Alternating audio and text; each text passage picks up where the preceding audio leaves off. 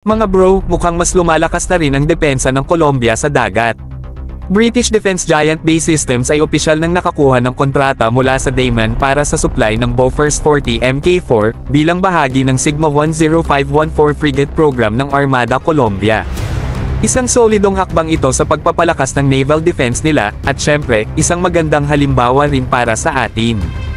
Ang Bofors 40 Mk4 ay isang highly advanced close-in weapon system, o CIWS, at magiging naka-emplace ito sa likod ng barko. Ano ang ibig sabihin nito? Mas protektado ang mga frigate ng Colombia mula sa aerial threats, missile attacks, at kahit sa malalapitang surface threats.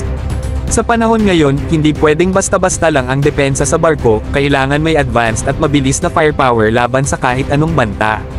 At mga bro, alam nyo bang parehong gun system din ang tinitignan ng ibang bansa para sa kanilang naval upgrades? Kahit ang Royal Navy ng UK at ang Swedish Navy ay nagpapalit na ng older Bofors systems para sa mas modernong Mk4. Para sa atin sa Pilipinas, dapat din tayong mag-isip kung paano palalakasan ang ating sariling close-in weapon systems. Bagamat mayroong Auto-Malare 76mm Super Rapid ang ating Jose Rizal class frigates, kailangan pa rin natin ng mas epektibong CIWS para sa malalapitang depensa. Pwedeng maging inspirasyon natin ang hakbang ng Colombia sa pagpili ng tamang sistema para sa kanilang frigates. Ang bottom line, ang mundo ay patuloy na nag-upgrade ng kanilang naval defenses, at hindi dapat tayo magpaiwan.